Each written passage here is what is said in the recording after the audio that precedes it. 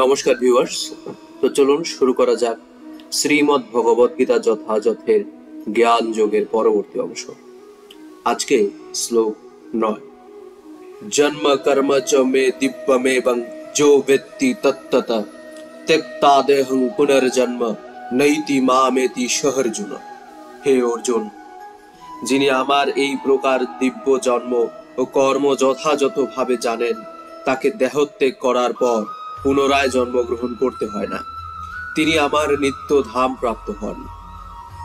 তাৎপর্য: পরব্রহ্ম থেকে ভগবানের অবতরণের কথা ষষ্ঠ শ্লোকে ইতিমধ্যেই ব্যাখ্যা করে বলা হয়েছে। যিনি ভগবানের অবতরণের তত্ত্ব উপলব্ধি করতে পেরেছেন, তিনি জড় জগতের বন্ধন থেকে ইতিমধ্যেই মুক্ত হয়েছেন এবং তাই দেহত্যাগ করার পর তিনি তৎক্ষণাৎ ভগবত ধামে ফিরে যান। জড় বন্ধন থেকে জীবের এভাবে মুক্ত হওয়া মোটেই সহজসাধ্য নয়।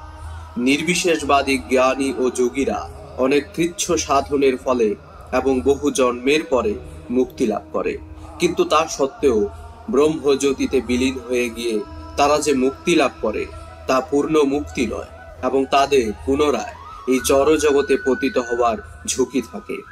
কিন্তু কৃষ্ণ ভক্ত কেবল ভগবানের সচ্চিদানন্দময় দেহ ও তার লীলার অপ্রাকৃত উপলব্ধি করার ফলে দেহত্যাগ করার পরে ভগবানের ধামে গমন করেন এবং তখন আর তার জড় জগতে অধঃপতিত হওয়ার কোনো সম্ভাবনা থাকে না।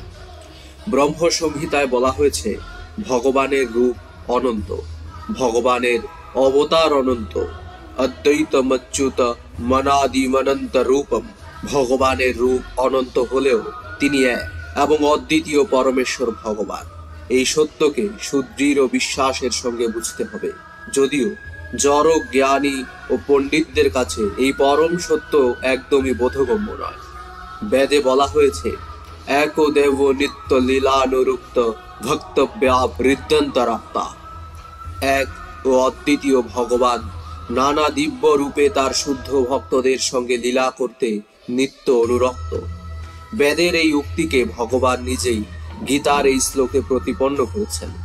যিনি সুদৃঢ় বিশ্বাসের সঙ্গে বেদের এই কথাকে, ভগবানের এই কথাকে সত্য বলে গ্রহণ করেন এবং দার্শনিক জল্পনা কল্পনার মাধ্যমে কাল ক্ষয় করেন না, তিনি মুক্তির সর্বোচ্চ স্তর লাভ করেন।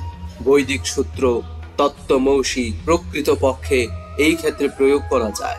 যিনি বুঝতে পেরেছেন শ্রীকৃষ্ণই পরমেশ্বর, অথবা যিনি ভগবানকে বলতে পারেন তুমি সেই পরব্রহ্ম, স্বয়ং ভগবান, সুনিশ্চিতভাবে তৎক্ষণাৎ মুক্তিপ্রাপ্ত হন এবং তার জন্য ভগবানের চিন্ময় সাহচর্য লাভ অবশ্যম্ভাবী। অর্থাৎ ভগবানের এই রকম একনিষ্ঠ ভক্তই পরমার্থ লাভ করেন এবং নিম্নলিখিত বৈদিক উক্তির মাধ্যমে তা প্রতিপন্ন হয়েছে। তমেব বিদিত্তাতি মৃত্যুমেতি নান্য পন্থা বিদ্যতে হয়নায়। পরমেশ্বর ভগবানকে জানবার ফলেই জন্ম মৃত্যুর বন্ধন থেকে মুক্ত হওয়া যায় এবং তা লাভ করার অন্য কোনো পথ নেই। অর্থাৎ ভগবান শ্রীকৃষ্ণকে যে জানে না, সে তমগুণের দ্বারা আচ্ছাদিত, তাই তার পক্ষে জড় বন্ধন থেকে মুক্ত হওয়া অসম্ভব। মধুর বোতল লেহন করলেই যেমন মধুর স্বাদ লাভ করা যায় না, তেমনি জাগতিক পাণ্ডিত্যের দ্বারা ভগবত গীতার ব্যাখ্যা করলেও কোনো কাজ হয় না। এই সমস্ত দার্শনিকেরা জড় জগতে অনেক গুরুত্বপূর্ণ ভূমিকা অবলম্বন করতে পারে, তা বলে তারা কিন্তু মুক্তি লাভের যোগ্য নয়। অহংকারে মত্ত এই সমস্ত জাগতিক পণ্ডিতদের ভগবত ভক্তের অহৈতুকী কৃপা লাভ করার জন্য অপেক্ষা করতে হবে। তাই সুদৃঢ় বিশ্বাস এবং তত্ত্বজ্ঞান সহকারে কৃষ্ণ ভাবনামৃতের অনুশীলন করতে হবে এবং এভাবেই পরমার্থ লাভ করতে হবে।